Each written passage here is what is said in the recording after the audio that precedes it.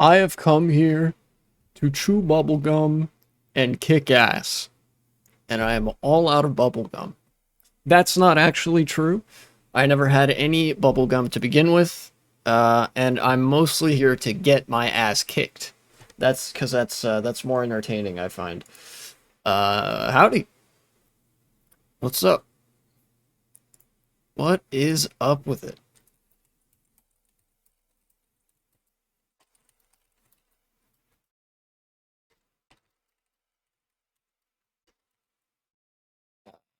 That's not what I meant to paste. Whoops. Okay, there we go. Nice. Visual Boy Advance. You can't tell it was already open because my webcam was actually blocking it. All right, there we go. Whoa, that's a little bit loud for me, anyways. Okay, good, good, good, good. So I was in the middle of doing a challenge for this game, which is one of these two. Either my first priority is Smart Tactics. Defeat all 8 gym leaders without any Pokemon fainting. I believe I got past the first gym leader without anybody fainting. Yeah, that was the fire type.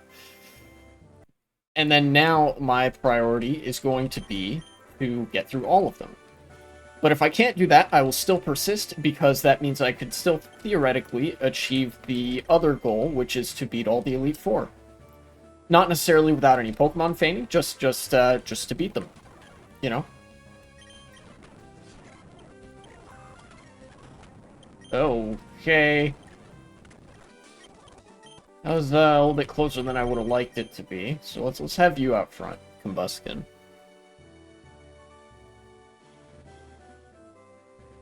And let's make sure this text document is open too, because there's some cool stuff that I wanted to talk about. Not all of it news related. Some of it is just relating to my own personal life and stuff, or just like the channel or whatever. Machop is fighting type, pure fighting type. I don't know, enlighten me. Oh, what's up, 1v3? I guess I can start with the personal stuff. So I just did today. I signed up for a online learning course for a IT certification. There's in the United States, there are certain entities that are like allowed to give certain certifications. Like, oh, yeah, you this piece of paper says that you can do this. It's kind of like a trade skill or whatever. And so I signed up for an IT course, which involves stuff like networking, hardware, and stuff like that. And it's gonna be, well, the course itself is available for roughly 90 days. But I'm hoping to do it in just under like 5 weeks. It like set a certain pace to get it done in 5 weeks or so. So I can have plenty of time to spare. I don't think I'm going to take Machop right now. And that way, I can be IT certified, and that'll help me get a job working on computers and such. You know, it ought to be nice.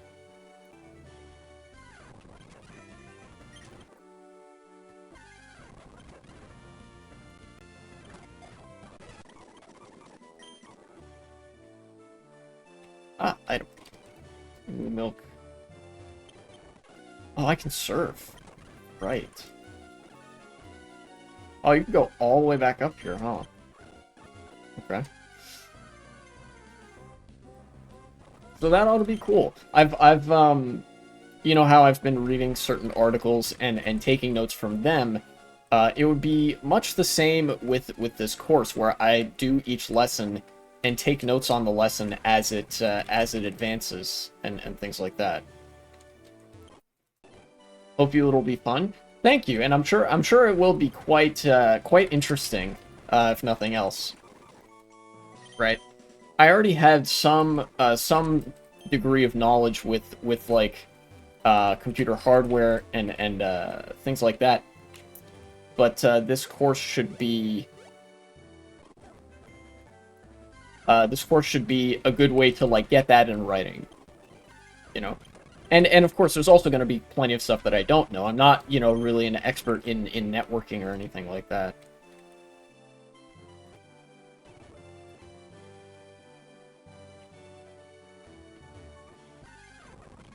I remember last time I made the wrong choice here. Antidote. So this time I'll go back up. Yeah, there we go. Timer balls. It'll please tell me, how do I turn my brain on? You'll have to come back another time. I don't know the answer either, especially because it's so goddamn hot right now. You're the IT guy? Yeah, I don't know. I don't know if there's a solution for that in this kind of weather. At least not over here. Over there, I don't know. Probably just stay hydrated. That's the best recipe to not be idiot. If I had to guess. Okay. You can turn on computers. I guess you'd know how to turn on my brain. Yeah, maybe. Maybe. You know, there's a bit of a difference between a computer and a human brain. You know, we haven't quite nailed that one yet. Let's see. Do I have any regular potions? I do. That might be good to use in this instance.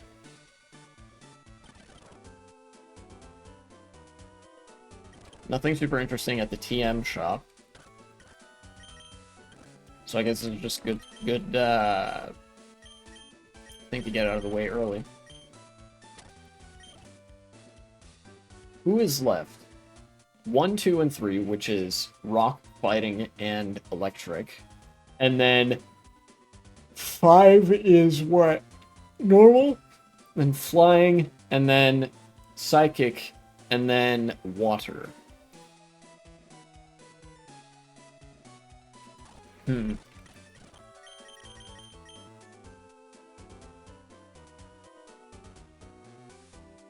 Here, you know what? I've already done the, talking about heat, regretting that I didn't put on shorts. Well, yeah. Yeah, I think that's an appropriate regret to have right now. It is incredibly hot outside. And the heat dome that's happening in the US right now is such that, the heat dome in America at the moment is like, it's one giant hot, like, pressure front.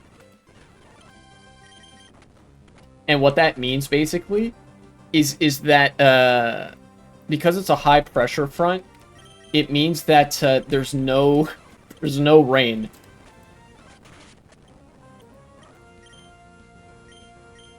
Quite warm this week for us as well. I bet y'all have much worse, so not complaining. Yeah, it is currently 95 degrees Fahrenheit right now, which is about 34, 35 degrees centigrade. It's pretty bad.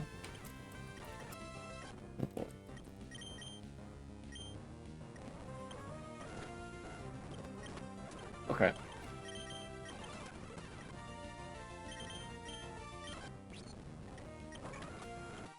Okay, that was, a little bit closer than I would have liked to one of my Pokemon fainting, but we got through it. Oh, perfect. That's a full rest stop. I gotta aim for that.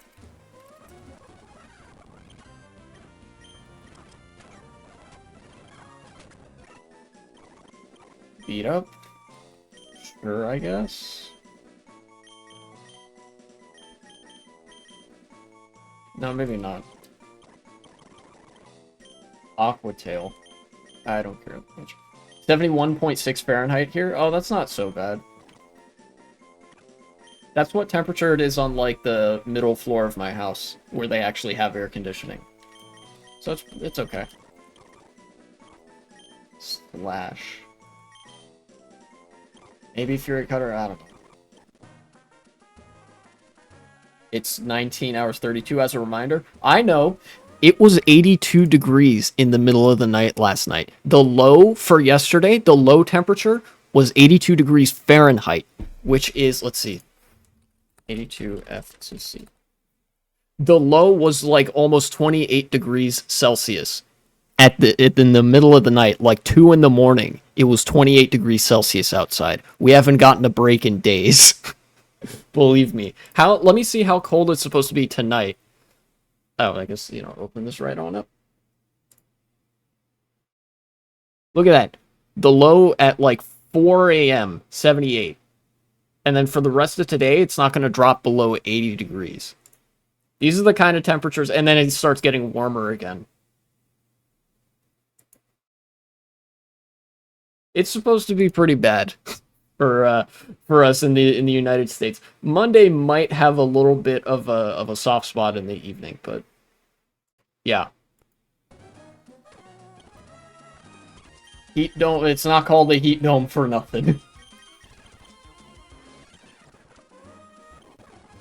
Ah, got some nice mints.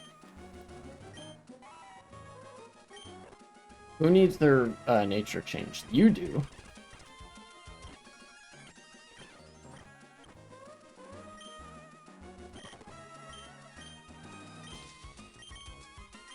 Naughty man. Yes.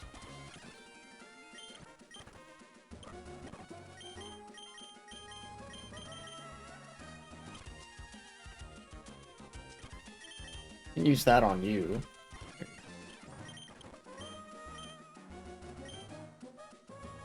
Good stuff. Good stuff. Actually, since we talk about the heat wave that we're all currently enduring, good luck in those hellish temperatures. Thank you. I'll make sure to have plenty of water on hand. And there's some. We've already stocked the freezer with a little bit of ice cream. So every now and again, I'm just gonna have to take a break downstairs.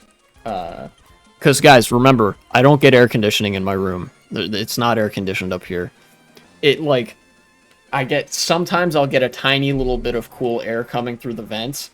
But unless I have a fan going at full blast, you might be able to hear it, then I don't feel any of it. Some water, that's a dang ocean back there. Well, it can't drink that. It's salt water. It's also got fish pee in it, so kind of gross. Yeah. It's also going to be some really, just don't go outside kind of days. Because, especially on the East Coast, it is muggy. Like, the heat is just gross over here. Humid as hell. Woke up. Sure, beats peck. Nope, not. Prepare for a sweet scent. U-turn. That could be useful. I'll take U-turn.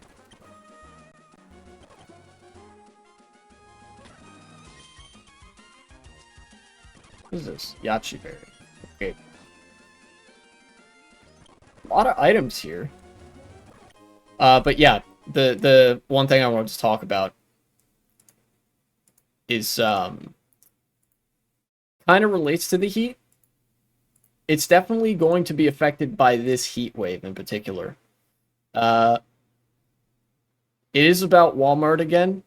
I hate Walmart so much. It came from something that sounded relatively innocuous at the start until I thought about it for literally 1 second. It took me all of 1 second to figure why they were doing this. Walmart is going to start using what's the term? Electronic price tags. In the store, each item has that little plastic card underneath it that says how much it costs, but that's subject to change. There are sales sometimes, which gives way to a whole bunch of manipulative sales practices, where they'll say something was marked down from a price, but they never sold it at that price to begin with. They're doing a worse version of that, which is basically having the price card just be on a screen.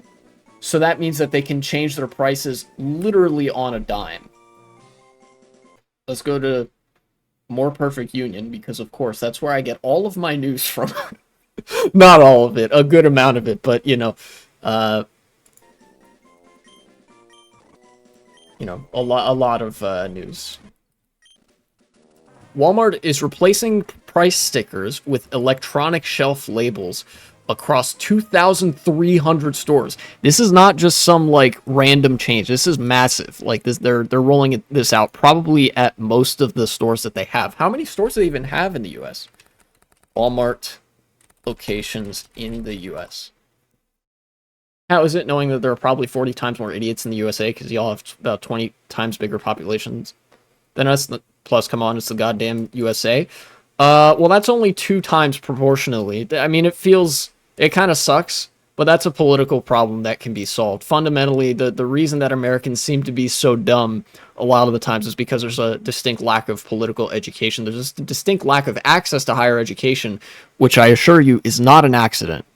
And, you know, most Americans will have, you know, they have a heart of gold anyway. America, one of the most progressive countries in the world, if you take, like, survey opinions of the population. So, I don't feel that bad about it.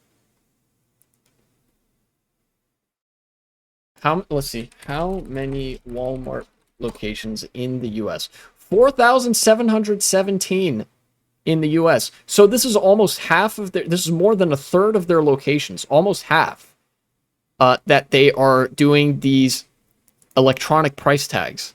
I mean, as a joke, but that's a good point. Yeah. One industry analyst says, okay, this is the real thing. Yeah, this could be a precursor for surge pricing. One industry analyst says, if it's hot outside, we can raise the price of water and ice cream. Absolute demon shit. Demon shit. You know that this is not an accident that they're rolling this out now. That like the biggest heat wave America has ever seen in like, certainly in my memory, like holy shit.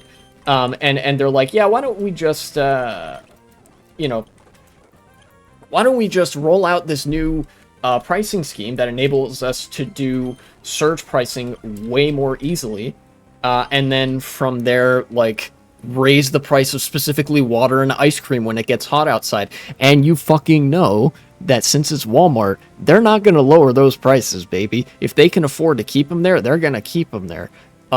This just means that the sort of surge pricing model that everybody hates is now going to be applied to things as basic as food. I don't think I care much for Slash right now.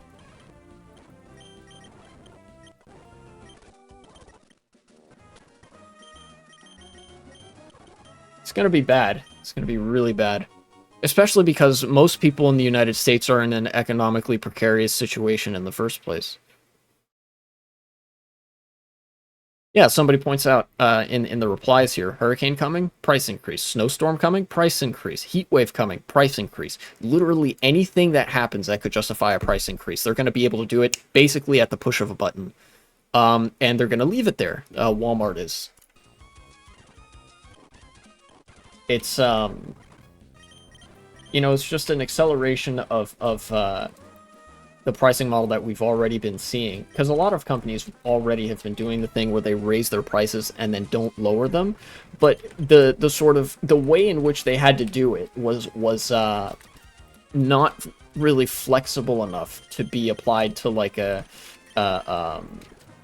surge pricing model. Does that make sense? Like, it took longer for a store to raise its prices from like a logistical perspective.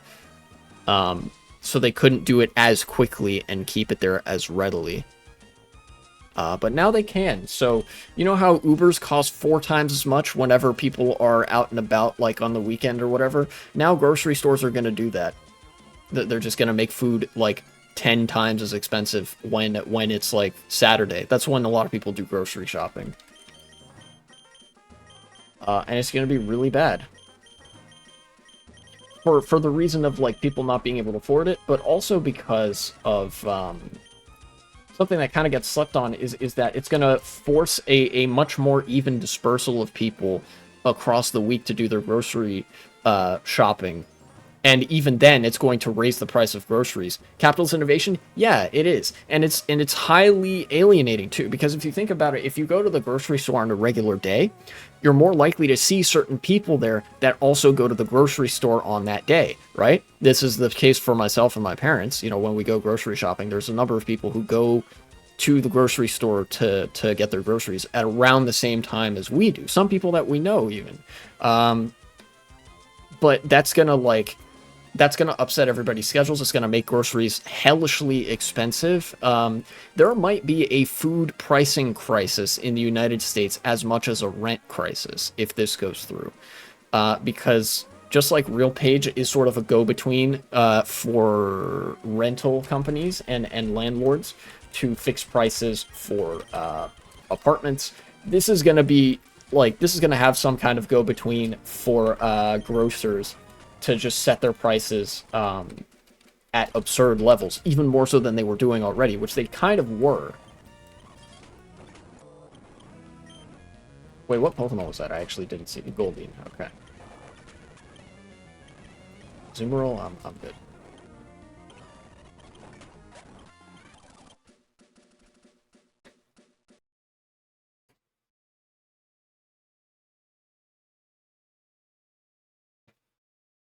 And you know, the main distinction here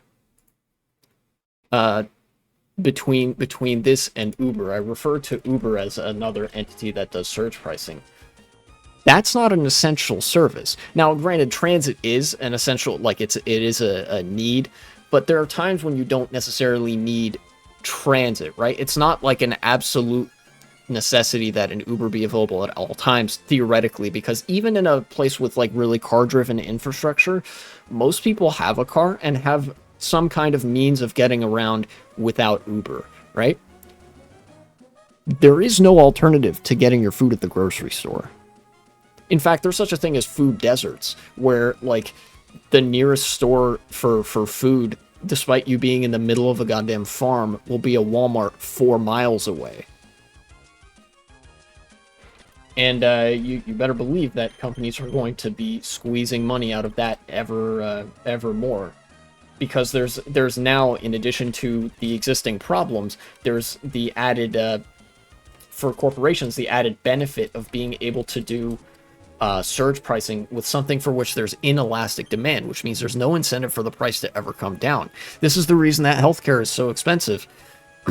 You die if you don't have medicine. You die if you don't have food. So, what is the highest price that you would be willing to pay for something like food or medicine? It's infinite, because you need it. You would die otherwise. Everybody doesn't need an Uber, right? You'll live. It might be more inconvenient to get around or something like that, but most people can get around without an Uber. It's fine. This is just I don't know really how else to describe this other than pure evil for the sake of meeting the interests of the capital class and shareholders, right? And the messed up thing is, because it's Walmart, I almost don't even know what you could do to stop it, except for, like, I don't know, everybody at Walmart go on strike, or maybe have, like, one of the relevant government agencies, like, crack down on them hard and be like, all right, that's it, all of you are going to prison, we don't care what the charges are, we're going to, like, basically use the long arm of the state in the most direct way possible to just, like, do a gamer move, as it were.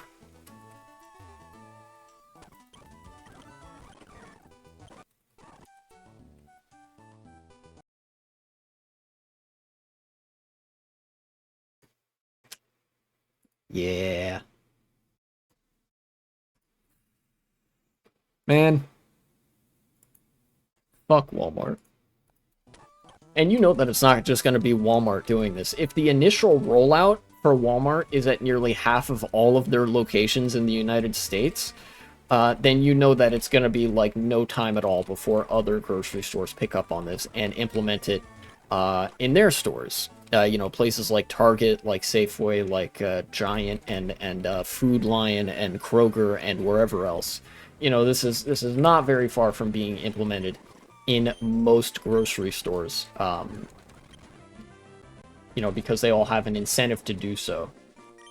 And there's already a pretty decent indication that they would, go through that. Like I said, Walmart's rolling this out at nearly half of their locations. Usually initial rollouts are much more limited if they're just looking to do a pilot that they're not super sure about. Come back to silence, man, fuck Walmart. Never agreed more. That's a good thing to come back to. But yeah, I don't know if I'm gonna make that a segment. I might. But if I do, future me, cut it there.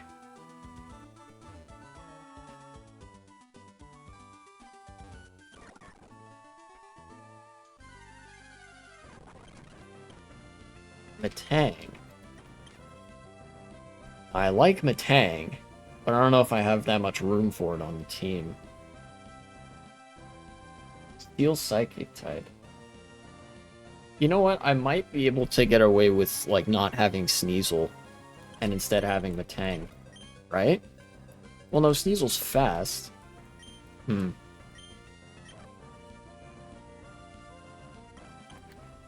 me think. Golduck is water type, and water type is just a good type to have. If anything, maybe Roselia would be the Pokemon that I get rid of. It's done me pretty well so far. I don't know.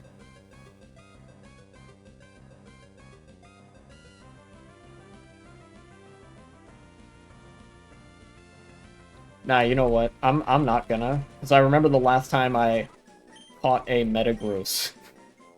I was really hyped. Like, yeah, Metagross, I love this Pokemon, which is true. I love Metagross. And literally the first time I try to use it in a gym battle, I get blown out in one hit. And Metagross was actually the only team member I lost in that gym battle. So, you know, it's giving me second thoughts for how good it would be in any given scenario. I don't want Screech, I think. Ah, Tri Attack. Perfect.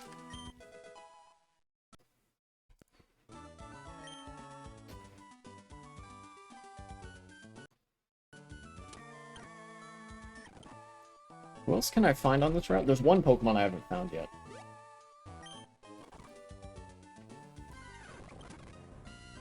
Mine! Okay, that's what's up.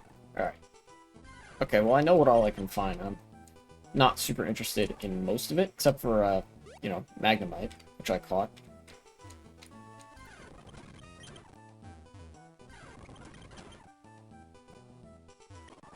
Swift Feathers, this is Hyper Potions, that's pretty good. Here, I'm gonna start using Feathers now. Muscle Feather. That's base attack. Use that on you. Use that on you again. Who do I need to be really fast? You. Yes. Health Feather. Who do I want to be bulky? You, probably? I don't know. Genius Feather, that's special attack. I could probably start using these on Magneton. That would be good. And those are all the feathers that I have. Oh, speaking of, I didn't check his nature. That's kind of a bad nature. I kind of want to change that.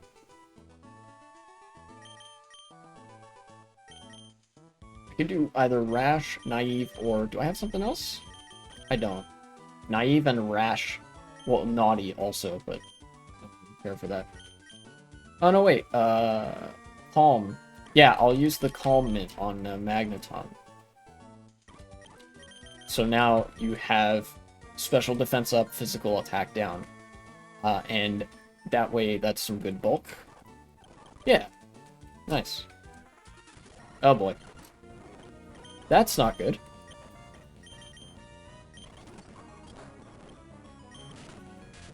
Okay.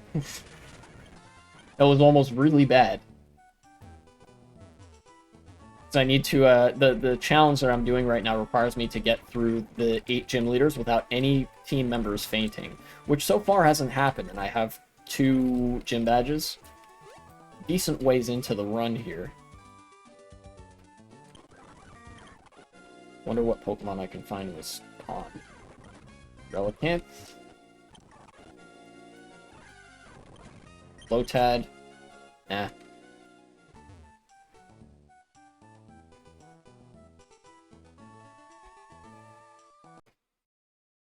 What else? Oh, yeah. Some other personal stuff before I get to anything else news related. I last night I was like kind of bored before I went to bed, and I was like, you know what would be interesting? What if I just looked at my YouTube analytics? And so I did that, and I learned some pretty interesting stuff about the demographics of people that watch my channel. I don't want to share too much about that, because it's like, you know, I don't think it has anything that I could say that much about, but I was able to see some stuff that I learned, like, in relation to, uh, producing content, what kind of stuff people tend to watch, and like viewer retention and whatever. It was kind of funny that the percentage of people that were watching my stuff from like external sources, it was very interesting. The majority of people, funnily enough, who find my videos from external sources find it from WhatsApp, which is hilarious. I don't know who I'm reaching through WhatsApp, but you know, that's what's up, I guess. You know, shout outs to them for being viewers of the channel. And of course, my two main demographics in terms of nationality are Americans and Dutch people. Which is about as expected. Well, like once or twice, yeah. Dutch. Yeah, it's like 80-20, 80% Americans, 20% Dutch people. Because I talk about the Netherlands, because you know, you're here, and like I learned about Dutch politics a bit from talking with you in chat, because you're in chat so much. And so there's a chunk, there's a couple other like regular Dutch viewers, which is very funny. Okay, healed up.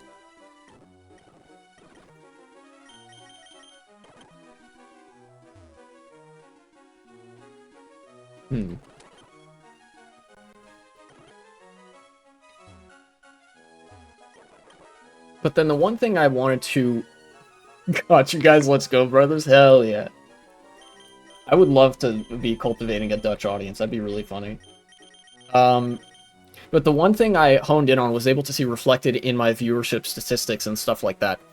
Or I guess it could be a little bit confirmation bias as well.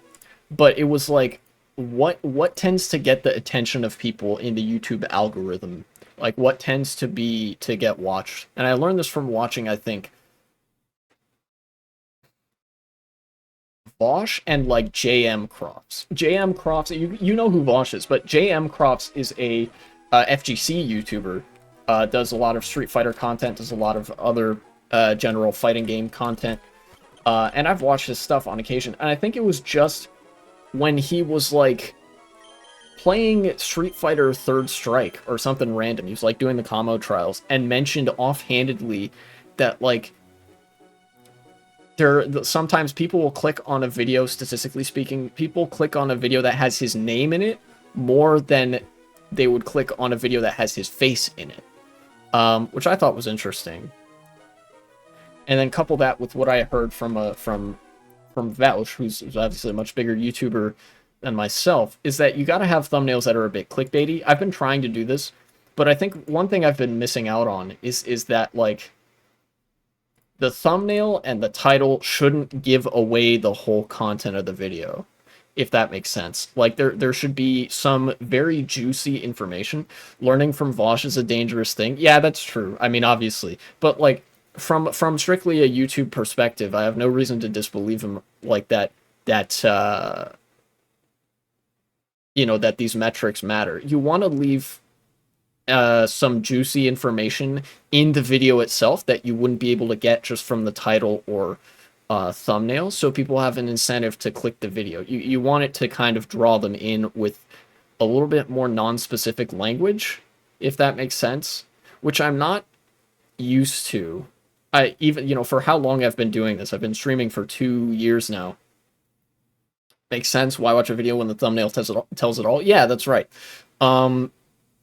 So I'm trying to do that. I think from now on, some of my thumbnails and titles and whatever are going to be a little bit more non-specific. The content of the videos obviously is going to be the same. I'm not going to turn into a I'm not going to turn into such like a a weird, wacky, pretend personality as like a Minecraft YouTuber or whatever. It's just the thumbnails might start looking a little bit more like it. I think my thumbnail game is just pretty strong already. It's just the words and information that I choose to include in the thumbnail. As far as presentation, I've got a pretty consistent streak with how I present stuff in the thumbnail. It's just what I'm presenting. What can you learn? Wow, that's some, those are some moves. Icicle Crash. Ice Punch, yes. Oh my god, that's so good. What about you? Can you... Oh, wait, hold on. I'm dumb. I have the HM for Surf. I should just... Yes, I should just teach that to you. And then, of course, current events. Like, I've known this bit as well, but, like, current events, when they're recent, get a lot of traction. That's why my video about Israel preparing to attack Lebanon got a lot of attention on that front. Mostly from Russians, funnily enough. I took a look at that in the viewership demographics. It was mostly Russians that watched that video. I don't know why. Maybe in Russia they really don't like Israel for well, a myriad of reasons. I have no doubt that I've seen the anti-Semitism statistics. I know there's probably quite a few people in Russia that can do the whole Israel equals Jews equals Israel bit. But it was just very funny that, like, it was just for that video. Even for some of the other videos of mine that have gotten a lot of attention, it was like my usual demographics. Islamist violence kicks off in places that oppose the USA. What?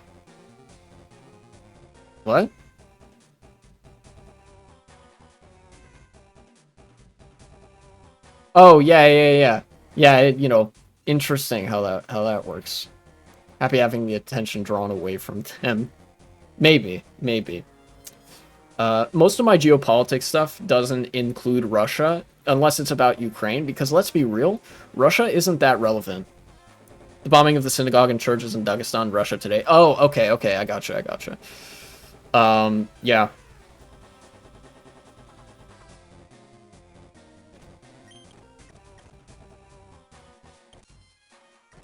Although I don't know what the, like, implication would be there. Yeah, you know, Islamism tends to be much more of a thing outside of the United States in countries. But here's the thing, is that there's also an Islamist streak, a less violent one, but an Islamist streak nonetheless in Europe, which is aligned with us.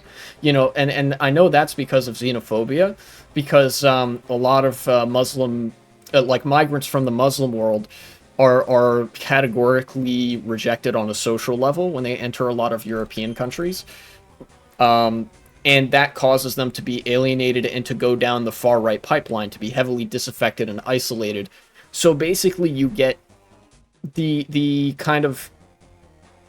You get the alt-right, but with a Muslim skin over it, instead of a Christian nationalist skin over it. Because, like, you know, there's a very isolating political climate for migrants in those countries. Does that make sense?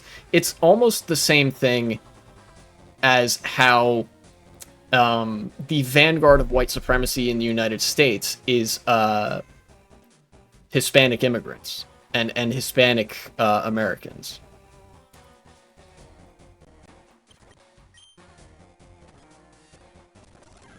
One. Okay, well, I'm gonna have to change Pokemon. So.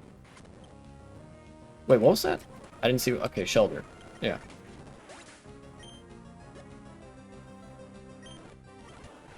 But also, one other thing that I saw in my YouTube analytics that was incredibly funny was there's...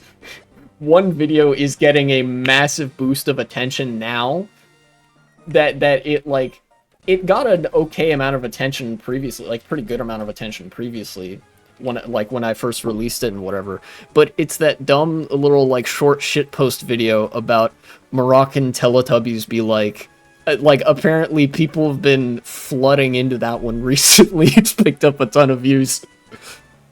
In fact, let me check back right now to see where it is. It might be by this point. It might be the most viewed video on my channel, which would be incredibly funny. Because previously, the like right now, I think the most viewed video on my channel is the Vosh, the debate review between Vosh and what's his name, Conservative Hype House. Uh, where's analytics? Here it is. No, okay, it's not there yet.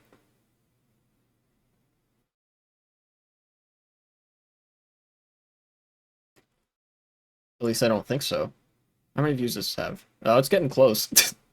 It's at 700 views now, which is very funny. People love that shitpost video, I guess. And yeah, then this video about like the Vosh versus Conservative Hype House debate is like doing the typical viewership curve. But that Teletubbies one has been going like, it's going up and up. I don't know why people are more interested in Morocco or Teletubbies now than they were when I posted that last year. But, cool. Sure. Is that full rest stop? It is. Going this way. This was energetic route, I think? I don't know what that means in terms of what Pokemon I will be encountering here. But we'll see.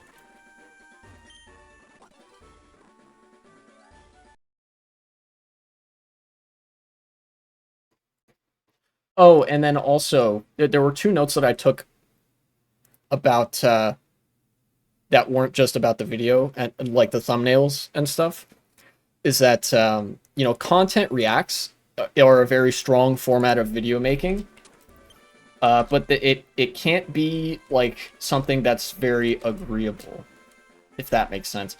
It has to be content that I would have some sort of disagreeable thing to say about, in some way. It can't just be something that I would agree with. So part of the reason that Vosh debate did so well is because, number one, it included a fascist in that debate, who I was able to rail against. And then number two, this is another sub note that I made, is that it implicates another name that people would recognize, Vosh, and that draws views. And that's not like,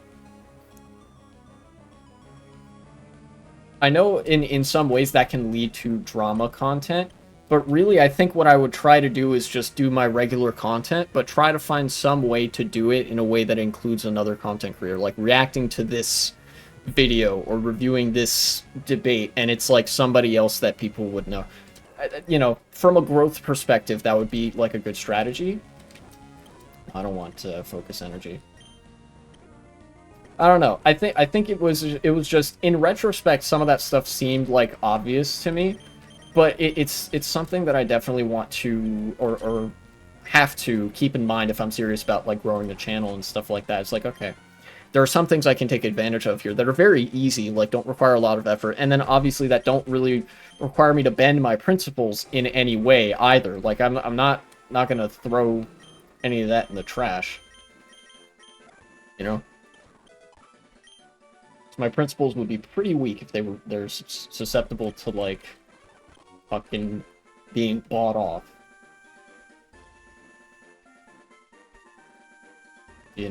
But if there's just those couple of things that end up working really well, depending on how well that works, it could actually be like a good stepping stone to getting the channel monetized, which would be cool. And that would mean I actually start getting a paycheck from YouTube. Now, of course, that's getting ahead of myself a bit. I still have no confirmation that implementing those things would work in any significant fashion. Ultimately, it's up to the YouTube algorithm to decide whether or not I'm like deserving of the spotlight. So there is that bit of it like outside of my control. Snatch that. Learn that. I am gonna learn X Scissor though. That move is awesome. Toxic? No, I don't want to learn Toxic. I have Stun Spore already. I think I'm content with that. Heck, Okay, here's the trick with Kecleon, right? If you can't kill it in one hit, here's what you want to do. You want to have a Pokemon who has two moves, one of which is super effective against the other. And I don't know if I have that.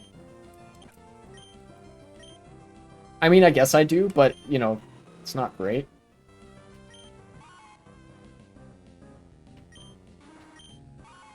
Although you could take it in reverse, just hit him with the super effective thing right off the bat, which I think I'm going to do. Yeah, okay. If Kecleon is bulky enough, usually what you want to do, like, you could have a, like, if you have a Ludicolo, for example, and you hit it with Surf, and Surf doesn't KO it, Kecleon's going to change into Water type, and then you can just hit it with a Grass type move. You give it that 1-2, and it's, like, basically a guaranteed 2-hit KO. Really nice thing to take advantage of whenever it comes up. It's probably also why Kecleon is not very good in competitive play, because it's like it is very, that strategy is very easily like abusable in like a competitive battle. And also Kecleon's stats aren't the greatest either way. It's just not doing anything for it, you know, it's like not helping its case any. Let's use Confusion and KO you so we can get that level up. Flash. Okay, sure, I guess. Punishment. That's base 60 and does more damage if the opponent is powered up, but it only has 5 usages, so I'm gonna go with no. I know I learned Night Slash, I think. That's, or maybe not. Crunch? I'm not sure. I mean, if Feint Attack is the best thing that Sneasel learns, I might have to just deal with that, but hopefully, you know, at some point, I would learn Night Slash or Crunch. Sunkern. I don't care too much for that. I'll be real. Alright, level 45. Got to the new level cap. Sky Uppercut. Now, this move is cool, but I already have a fighting type, so I don't know if I'm going to get much use out of it. I think I'll stick with Knockoff and X-Scissor and stuff.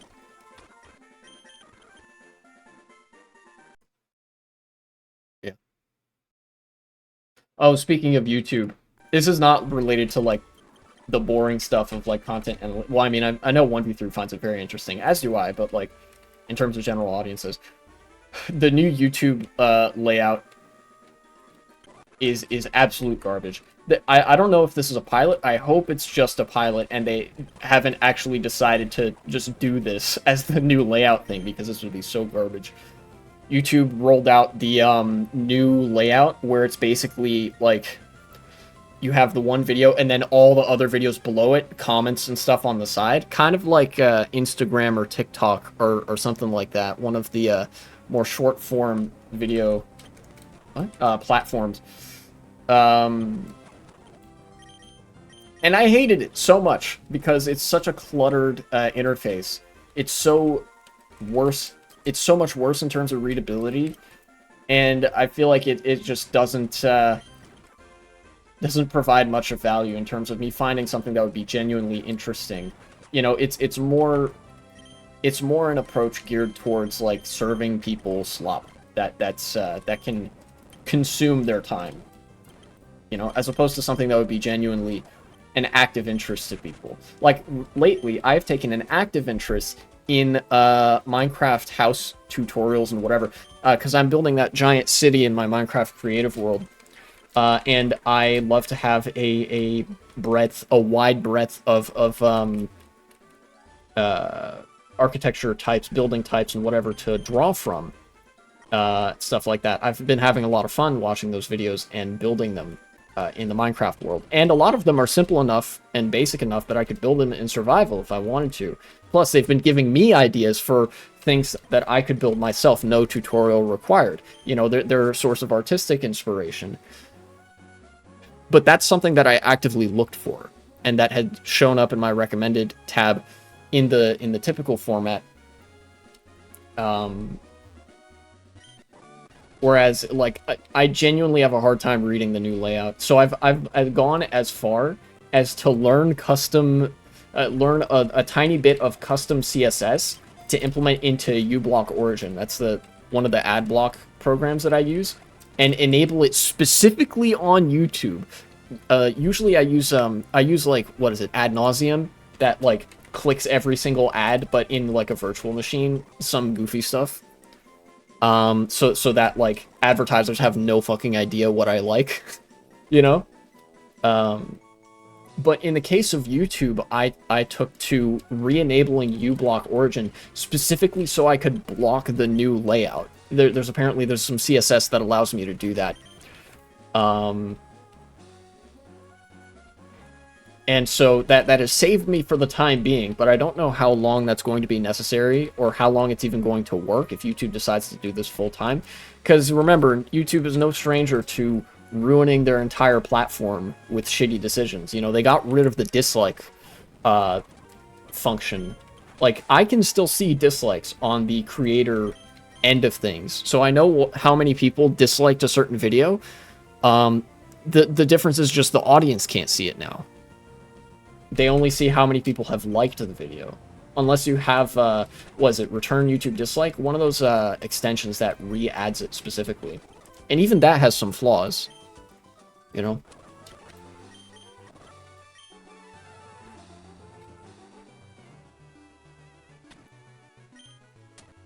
Leo and Wart... no, not Wartortle. Mr. Mime, sorry. That sprite looked like Wartortle for some reason. That Shockwave or something? I know Metang can learn, like, a lot of moves.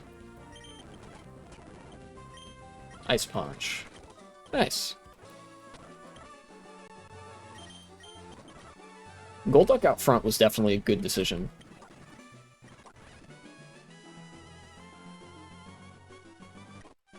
Deep Sea Tooth. Dragon Scale. King's Rock. Ah. Well, you know, if you're gonna twist my arm like that, game, then yes, I will fight this Team Magma person for items. Magmar, send you out. Oh, right. Golduck has Cloud 9, one of the best abilities for anything, well, one of the best abilities out there. Because it nullifies all the effects of weather. I love it. That way I can have my cake and eat it too, because I got a fire type that can benefit from Sunny Day, and then a water type that can just ignore it entirely. Kind of rare that you can do that. And you know what that just made me wonder? I wonder if that applies to Blizzard as well. One of the slept-on features of Sunny Day, of sunny weather in Pokemon, it makes water-type moves half as effective, which is obviously the main feature that, you know, Cloud9 is concerned about. But sunny weather also makes Blizzard and Thunder, and I believe Hurricane, 50% accurate instead of 70% accurate. So I'm wondering if Cloud9 affects that as well.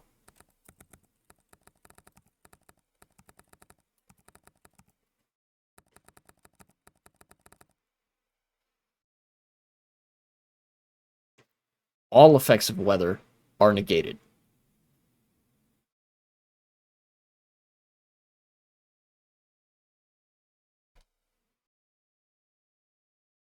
I assume that is one of those effects of weather.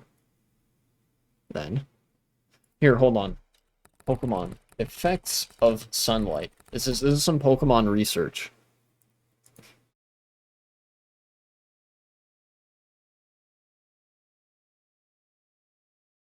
Here, let's get, what is it? Harsh Sunlight? Yeah. Harsh Sunlight strengthens Fire-type moves by 50% and weakens Water-type moves by 50%. During Harsh Sunlight, no Pokemon can be frozen. Interesting.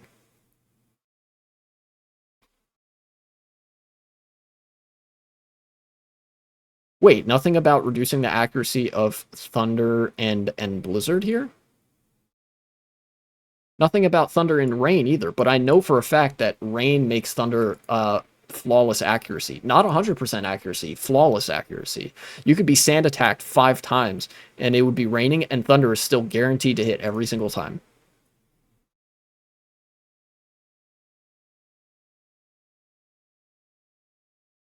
Moves affected by weather. Okay. Synthesis, Morning Sun, and Moonlight restore more HP than usual in sunlight. Oh yes, I was right. The accuracy of Thunder, Hurricane, Blizzard, Bleak Wind Storm, Wild Bolt Storm, and Sandsear Storm are affected by the weather. From Generation 4 onwards, during hail, Blizzard ignores accuracy and invasion checks, kind of like Thunder during the rain. And Hurricane, as it turns out. During harsh sunlight, Thunder and Hurricane only have 50% accuracy. How about that? My Pokemon knowledge coming in clutch. No way, this was a thing? Actually, I gotta show this. Any Pokemon nerds out there who are here for the Pokemon, you guys will love this. In Pokemon Diamond and Pearl only, Blizzard and Thunder also have a 30% chance to hit through, protect, or detect when used in hail or rain, respectively. For one game, they had this. That's crazy. I never knew that. I had never encountered that. Huh. Obviously, Solar Beam is one turn. Growth is stronger in the sunlight? I didn't know that, but that makes sense.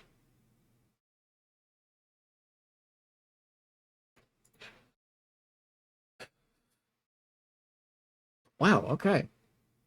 So I guess I was wrong about Blizzard then, with the accuracy check during Sun. Yeah, here we go. During harsh sunlight, Thunder and Hurricane only have 50% accuracy. Blizzard is unaffected, it seems. That doesn't make sense, though. I thought Blizzard would have that effect as well. Oh well. That's one of the really cool flavor aspects of the weather conditions in Pokemon. There's the obvious, like, yeah, one attack is boosted, the other attack is hindered. But these other boosts are really cool also.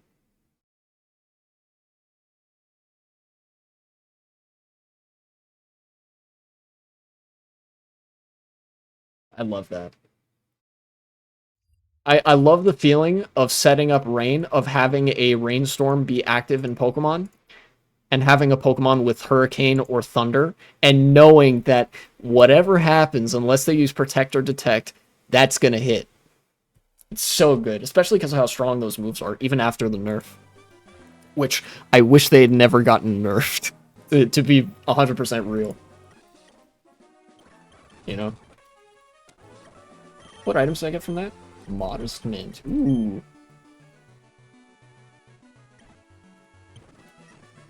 You have decent defense. I don't know if there's anybody I want to use a Modest Mint for.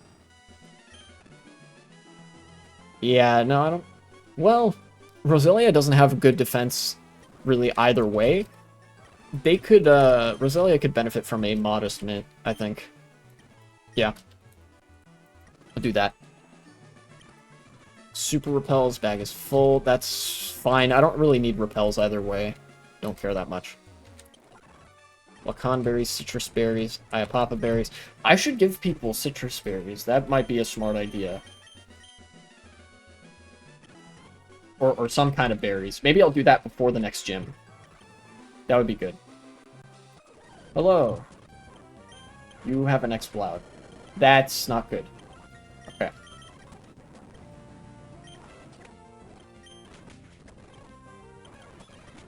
Okay. Zangoose? Okay. Ooh, here's a question. Do I have an ability capsule? If so, that would be goated. Amulet coin.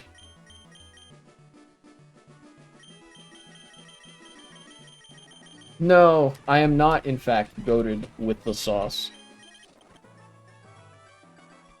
God, if I had an ability capsule, I would just use that shit immediately on Blaziken. Because right now it has Blaze. Yeah. I would love for it to have speed boost.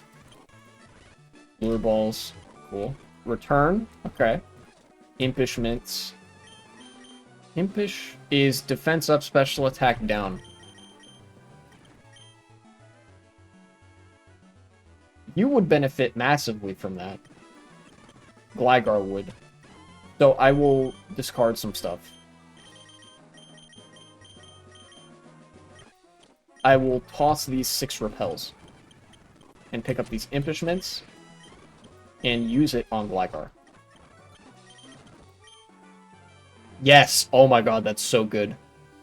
Now I have an actual, like, defensive monster on the team. Full rest stop. Hell yeah. I love that. Okay.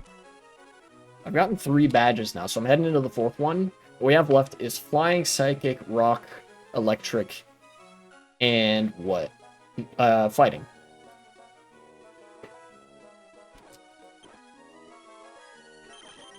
I have a bunch of berries I should avail myself of.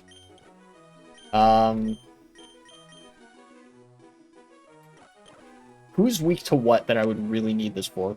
Sneasel's not going to be standing up to jack shit either way. And I've already fought the fire type, so... Golduck might need the electric type thing if I have it. That heals from super effective moves. What? That's real? I might hold on to that for a sec.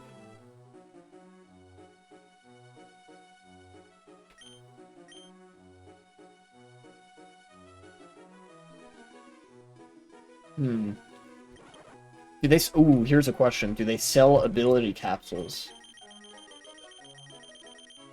Not here, they don't. Right here.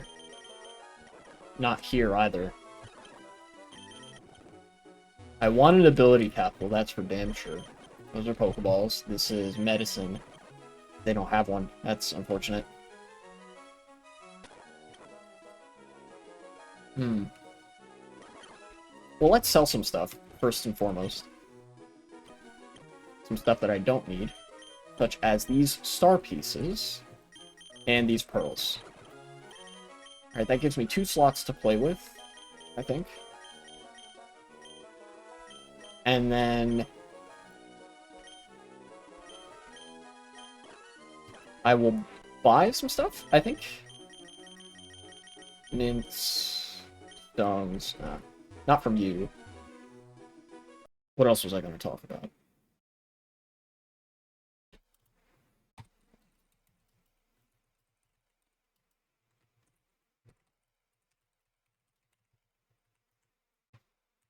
Okay, get that out of there.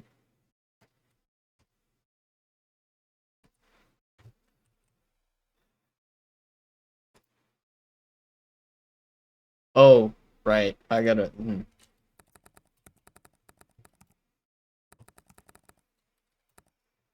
Yeah.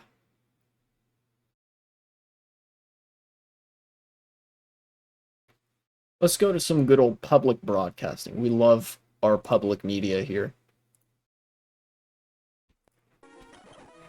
The far right in the United States, despite them being massively unpopular, if you ask people on a policy level what they would like or support, the far right is not slowing down, especially in the states where they have control. From PBS News, this was from June 20th. Louisiana's 10 Commandments law raises new concerns over separation of church and state. Now, already I hate this framing because these concerns were not new, nor were they raised by this specifically. These concerns were already present. They just, they just went full tilt with it here. Louisiana passed a law that mandated that the 10 Commandments be displayed in every classroom in the state. Which is a blatant violation, obviously, of the separation of church and state, because the 10 Commandments are relevant, I believe, to...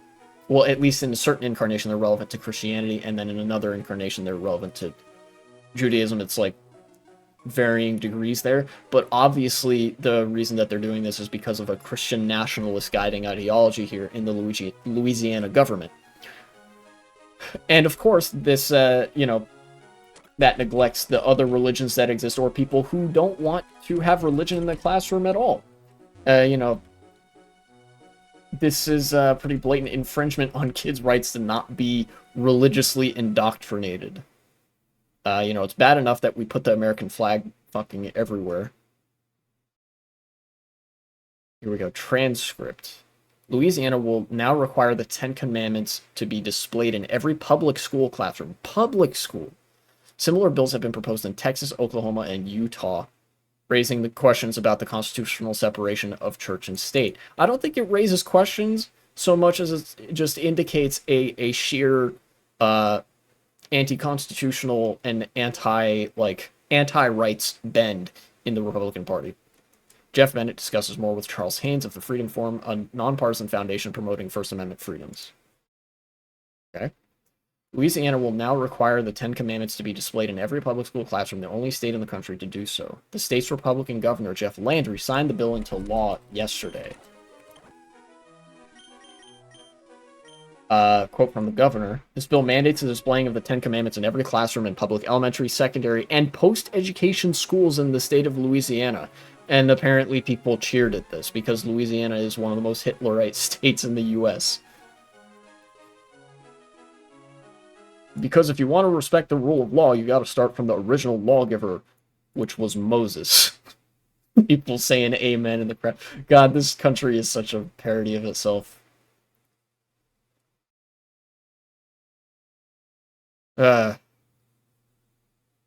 The Supreme Court has already found stuff like this unconstitutional, but, you know, since Roe v. Wade, we know what Supreme Court precedent means in the face of this Supreme Court, which is to say jack shit.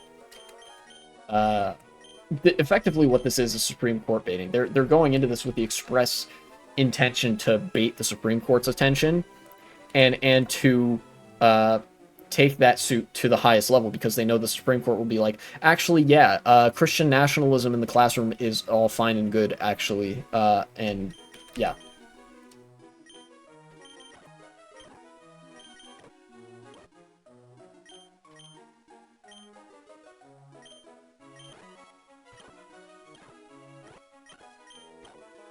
Give that to you. Give that to...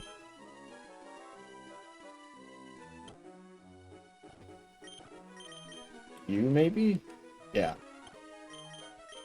Who do I want to have a citrus berry? You. Okay.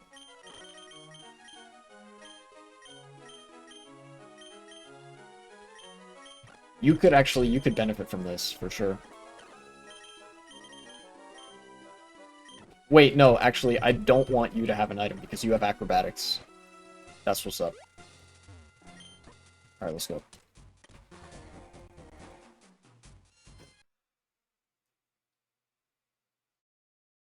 What do I even say about this? Republicans are Nazis. They are Christian nationalists, which are basically just the same as Nazis. And they want to religiously indoctrinate kids from a young age, and they are just like the Ayatollah in Iran, just with Christianity instead of fundamentalist Islam. You know, for how much conservatives posture against Iran, ideologically they're the exact same. They are religious fundamentalists. They're fascists. They have a massive opposition to democracy. They hate women. They hate queer people. They hate minorities. Every negative thing that you could say about, like, the enemies of America that conservatives always posture against, you could say about conservatives themselves. It's pretty transparent now, more so than it used to be. You know, the whole "they hate us for our freedoms" thing has kind of been dropped as a talking point in favor of pretty boilerplate fascist shit about, like, oh, they're savages over there. Meanwhile, we're civilized over here for doing the exact same thing, just with, you know, white people instead of brown people. Hopefully this gets smacked down, but deep down I know that there's no real good ending here because the conservatives control the Supreme Court. And I believe at least 4 of the 9 judges on the Supreme Court are fundamentalists themselves, and at least 1 or 2 of them are amicable to fundamentalist causes. So the two possibilities here are either, number one, this just is allowed to go through in Louisiana and goes unchallenged, thus the Supreme Court never picks it up because nobody ever challenges it, which is a requirement for the Supreme Court to pick this up as an issue. And then you have this law in Louisiana and other states potentially follow suit. Or it does get challenged, and it goes up to the Supreme Court, and they straight up just rule that displaying religious texts and having religious instruction in the classroom is constitutional and allowed, which would turn the United States actually into a Christian nation that doesn't have the separation of church and state, which I think would ultimately, that would be a worse ending. Although there is some, I don't know. It seems like such a big opportunity for this conservative Supreme Court. They might not even pass it up based on optical concerns. I've mentioned that the Supreme Court's reputation absolutely sucks right now, that they are in danger basically of a full-blown legitimacy crisis at any given moment because, you know, if they roll the wrong way, people will go and behead them, or everyone will become Andrew Jackson pilled, where they're like, the Supreme Court has made their ruling, now let them enforce it. Yeah, I think with stuff like this, that doesn't really apply, the whole Andrew Jackson thing. So, I don't know, we're kind of staring down the barrel of Christian nationalism right now, courtesy of an ultra-conservative Supreme Court. And if by some grace of the fucking material circumstances that be or whatever, the Supreme Court still decides that it has to consider optical concerns, then there might be a good ending where this gets challenged and it gets defeated at the appellate level, you know, which is the intermediate court between the local courts and the like highest courts, or the circuit courts, I guess. And the Supreme Court never takes it, or just says, no, this is not constitutional. Yeah. But I think that's actually the least likely out of the three. To put some odds to it. Although maybe I'm wrong. In fact, I hope I'm wrong. Option number 1, it doesn't get challenged. Which is already out the window because I believe people are suing over it already. Option number 2, they sue over it and it gets defeated at the regional level, but the Supreme Court doesn't hear it because of optical concerns, or they rule against it because of optical concerns. That's the good ending. And then the bad ending is the Supreme Court picks it up after it goes through the court system below them, and they straight up rule in its favor and say that actually America is a Christian country, or something like that. And they say that displaying the 10 Commandments in the classroom, or displaying religious documentation in the classroom as a form of instruction is permitted. And there goes the separation of church and state. Let's hope the Supreme Court is worried about covering its own ass here. And that the potential benefits that they see from this ruling, from a prospective ruling on this, don't outweigh the costs that they would incur by doing it. You know, I hesitate to predict anything good for fear of being disappointed here, but, you know, that's probably as much as I can offer in terms of commentary on that. Alright, Psychic type. Starmie. Let's hope. Okay, yeah. Ice type moves. Nice. Alright, Wobbuffet.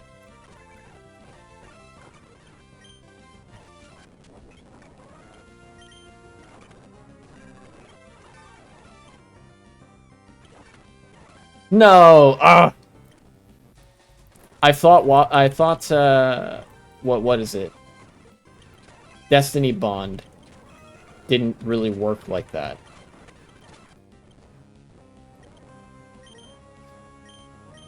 Man, okay. Oh, jeez. Looks like they have a, I didn't mean to load state there. I thought I was gonna die, but I didn't, so. Jinx, send you out. Really? Come on, dude. Starmie. Alright, Sneasel, what's up? Okay, I'm not sending you out again. Not for that, anyways. Please don't have something absolutely absurd. Alright, discharge. That works. Gardevoir. What can I do for this, really? Maybe? Acrobatics. Oh, boy. Okay, well, another razor-thin margin, but, yeah. Wait, what was that quest? Complete... Oh, gym challenge. Yeah, okay. I get some rewards for that. Nice.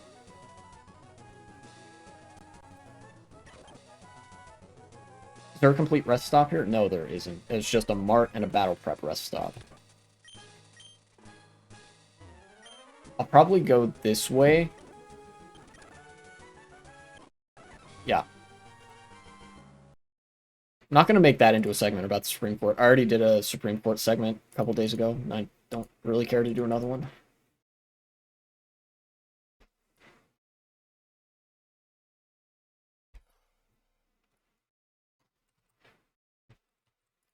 I'll do one last thing, and then I'll probably end stream at about an hour and a half, because holy shit, it is 95 degrees outside. It feels like it's about 90 degrees in my room. I gotta take a beat.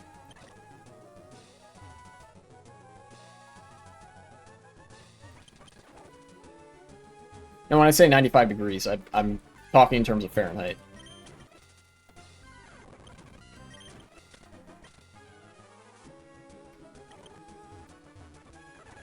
Where are... Yeah, there's Roselia. Okay, that's good. Rhyhorn. Synthesis? Nah, don't really want Synthesis. Man, I wish I had Sludge Bomb. Or a better poison type. You know? Ice Shard? It beats Metal Claw, I'll be real. I haven't used Metal Claw yet. Ice type Quick Attack has probably more utility than that. Oh wait, I do have Sludge Bomb. What am I doing? Forget Poison Sting. Yay, now I have a functioning poison type move. I do need a better move for Golduck as well, though, than just having Confusion. You know, that would certainly be nice. Alright, I used up my Citrus Berry, that's probably fine. Lock On. I don't need Lock On. Oh, is this gonna be the... No, maybe not. I don't care much for Wonder Room. Bird, nah. Keep that recoil somewhere else. Swordsness, ooh. Like Screech, but better. Petal Dance. That could be potentially very valuable. Petal Dance. You know what? Yeah, I'm gonna switch Giga Drain for Petal Dance. Lapras? Here, let's test drive it out right now. Yeah, there we go. Sea King? Nice. Octillery. I can go back into Magneton for that. Cool. And he no longer has a Citrus Berry. Okay, I'll worry about equipping berries when I'm, like, close to done with this place. Magnet Rise. That could be useful, but I'm not sending this thing in against a ground type. Like, I'll be real. Be 100% real.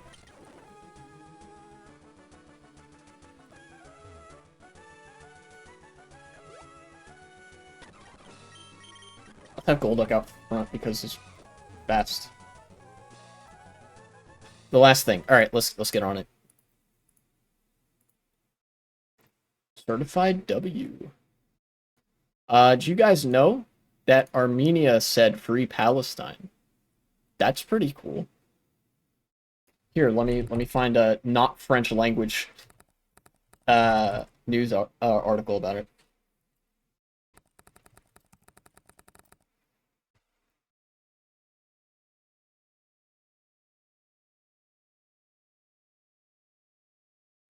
Here we go. From Al Jazeera. Al Jazeera English. Against violence towards civilians, Armenia recognizes Palestinian state. Significant move prompts Israel to summon Armenian ambassador for harsh reprimand. So they're gonna do the thing, Israel's gonna do the thing where they tell Armenia that like they do the Israel talk. I think everybody kind of has a version of this. If they know somebody who's like pro-Israel and has ever talked with them about Israel, you get this weird lecture about how there's this long-standing historiography of the Jews or whatever that justifies everything that Israel has done to Palestinians because actually it's all the Arabs' fault for the Palestinians being oppressed and you know it's not our fault. The people, the government rather, the government that is doing the evictions and settler colonialism because it was our land, like I don't know, but fuck thousands of years ago. Fucking what? I blanked out.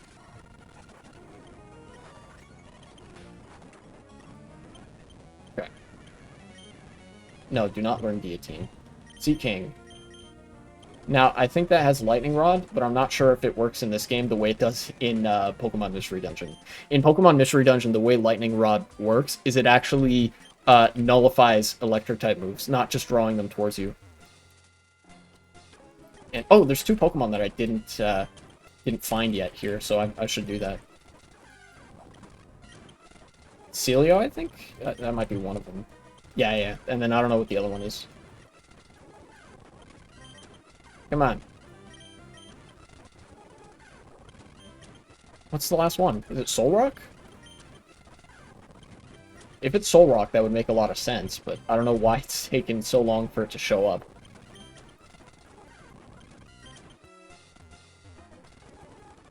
Come on. Shuckle. Okay, okay. I don't know why that's the Pokemon, but alright. Did I want to do the Battle Prep place or the Mart place? How much medicine do I have? That's probably going to decide this question. 6 Super Potions, 3 Moo Moo Milks, 9 Hyper Potions, 3 Lemonades. Do I have any, like... Yeah, okay, 2 Full Heals, 9 Antidotes. Okay, I think I'd go for one of these. Average Spooky Route. Oh, they're both Spooky Routes. Okay. But yeah, going back to this. Armenia has formally recognized a Palestinian state, the latest country to do so during the war in Gaza. This was after, I believe, Spain, Ireland, Norway, and actually Slovenia as well. They, since June 4th, they have recognized the state of Palestine. I remember reading about that. And now Armenia does as well. Because they are against violence towards civilians. And in this case, I actually kind of believe that from the Armenian government, purely because of how small of a country it is. Of course, like the underlying motivation for every country, Armenia included, is like geopolitical interest and nothing else. But when a country is so small, it can afford to have consistent ethical principles in its political agenda because that can be part of advancing its standing on the international stage and cultivating certain relationships with other countries. You know, and of course, I also believe that Armenia, like in terms of demographics, I do believe that a majority of Armenians support Palestine. I don't know if there's polling to this effect.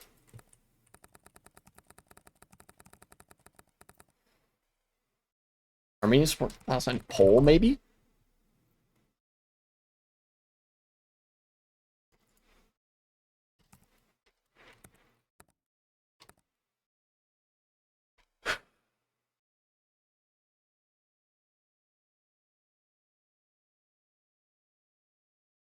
And there doesn't seem to be that much in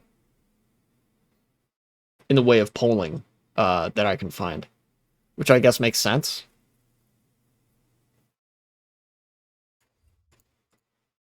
Yeah. Okay.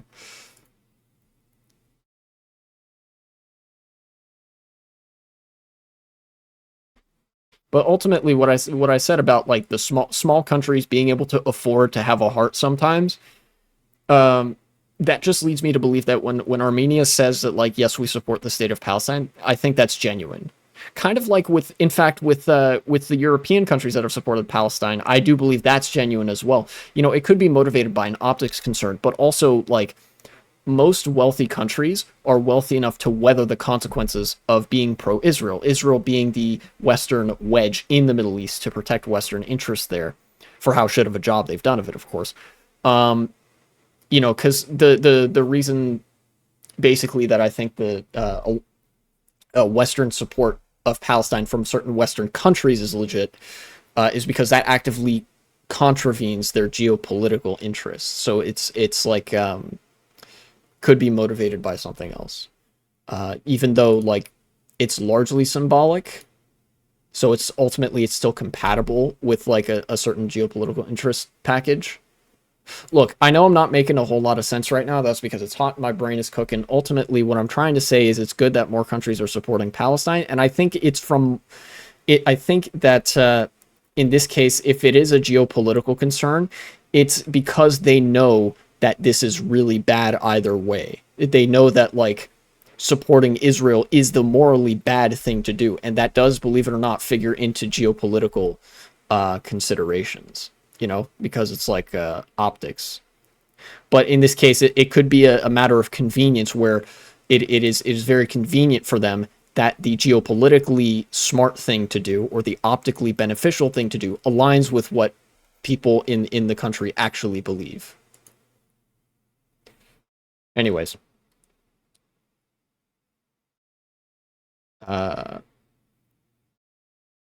In announcing the move on Friday, Armenia's Ministry of Foreign Affairs also condemned Israel's military conduct in the Gaza Strip and Palestinian group Hamas taking of captives. Classic both sidesism. There's that geopolitical concern there, although they probably don't like Hamas very much. It's the standard diplomatic response, I think. Armenia deplores using civilian infrastructure as shields during armed conflicts and violence towards civilian populations, the ministry said, adding that it joined the international community in demanding the release of the captives.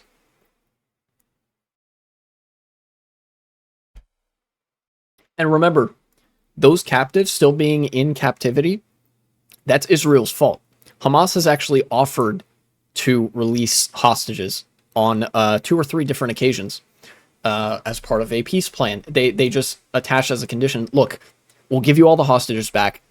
You just have to leave. You have to withdraw from the Gaza Strip, take your military out of here and stop airstriking us. If you meet those conditions, we will give you all of the hostages back that are still alive, and we will give you back the bodies of the dead. Right? And Israel said, no. How about you give us the hostages and we keep bombing you? And of course, Netanyahu has also said, Netanyahu and I believe Smotrich have said that getting the hostages back, recovering the hostages, is not a priority for Israel. Which has inflamed the ongoing protests in Israel against the government there that want to see the hostages returned home safely, which I think everybody should want, fundamentally. And so basically all that to say, like, a lot of the stuff that Hamas has done, even that's on Israel now because they've had opportunities to fix it and they haven't taken them, or they've chosen to specifically make it worse. Shortly after the former Soviet Republic announced the recognition, Israel's Ministry of Foreign Affairs summoned Armenia's ambassador. Following Armenia's recognition of a Palestinian state, the Ministry of Foreign Affairs summoned the ambassador of Armenia to Israel for a harsh reprimand conversation, according to a military spokesperson. So, the Israel talk.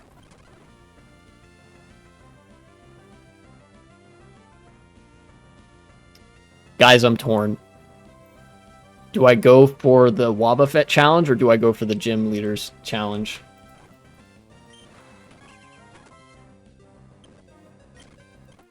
Well, I failed one quest, but I did succeed in another one, so I think it was worth it. I'll just call the run there. Have level 1 fate whilst fighting a wild Wobbuffet. Yay! What do I get from this? 2,500 in the shiny, why not? Nice. Well, either way,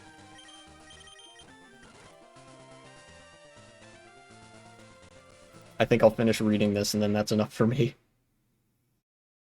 In May, Spain formally recognized Palestine as a state, joining Ireland, Norway, and 143 other countries in acknowledging Palestinian statehood. Yeah, that's right. The other countries. It took me a second to process that.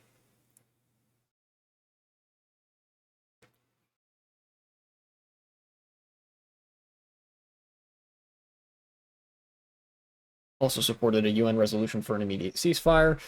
Uh, Now, Armenia is a really small country. So why does this matter?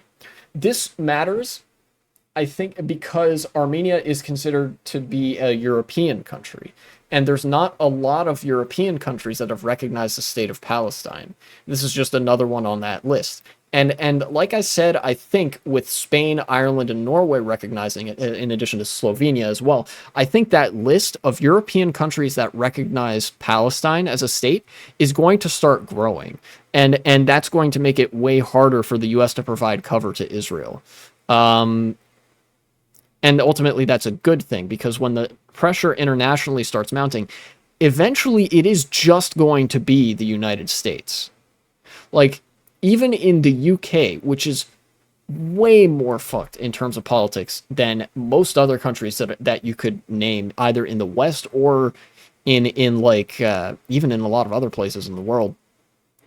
Even in the UK, they don't have a super charitable tone towards Israel. They're like ceasefire is kind of a normal part of the political discussion over there. The only country in Europe that I don't think would really ever back a ceasefire is Germany, and they're having a Nazi problem right now. So that's it makes sense why they're very pro-Israel at the moment.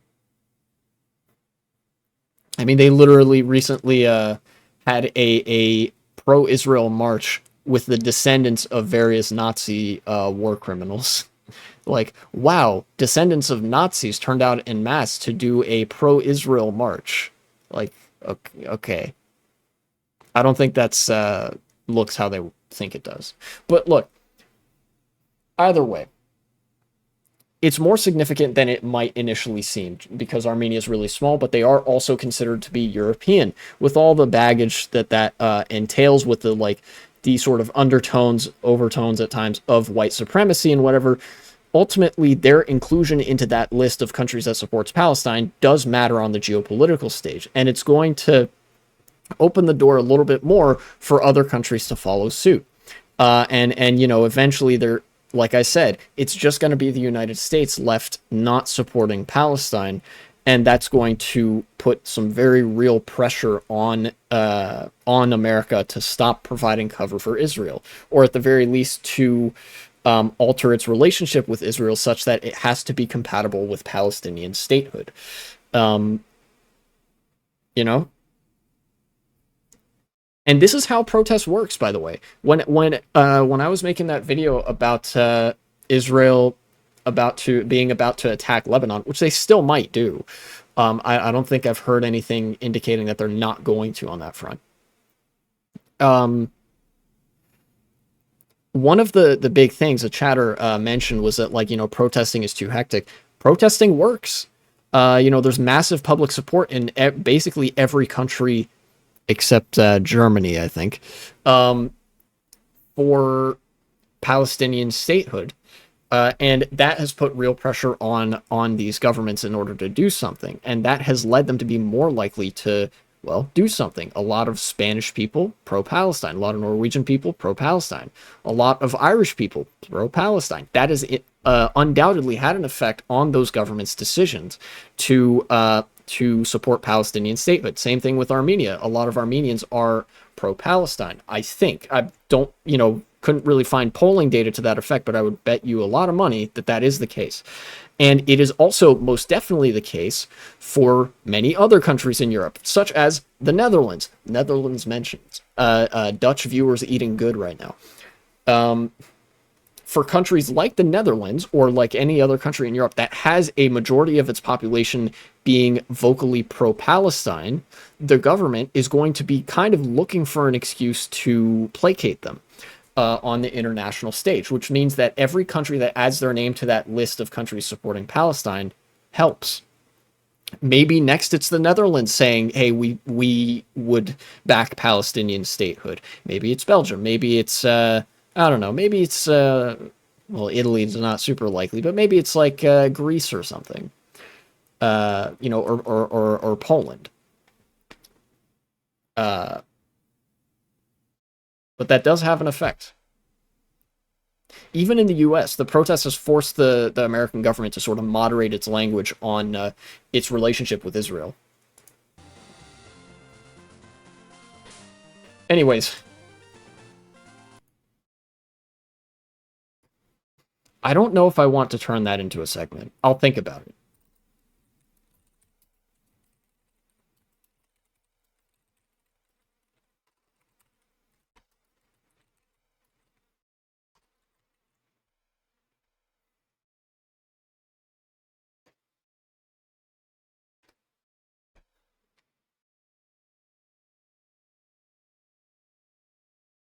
Yeah, I'm thinking about it. In fact, right now, I might want to do that. Uh, you know, good things might be possible, and this is one of the ways that protests is able to do that, because public pressure is something that governments have to respond to. Even governments that have massive problems with corruption, like Armenia or any of the less wealthy countries in Europe. Anyways, if that's a segment, cut it there. It's a long road, but we are going in the right direction, I think.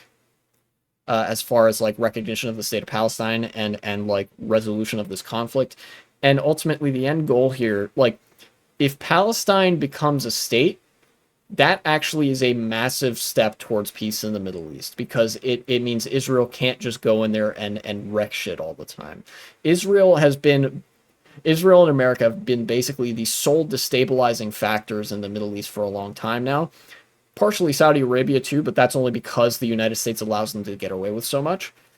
And if Israel and Saudi Arabia have like fewer channels, even one fewer channel with which to disrupt Middle East politics with their militaries and with military operations, that is good. Results in less people dying. And when things stabilize, society can develop, society can grow more stable.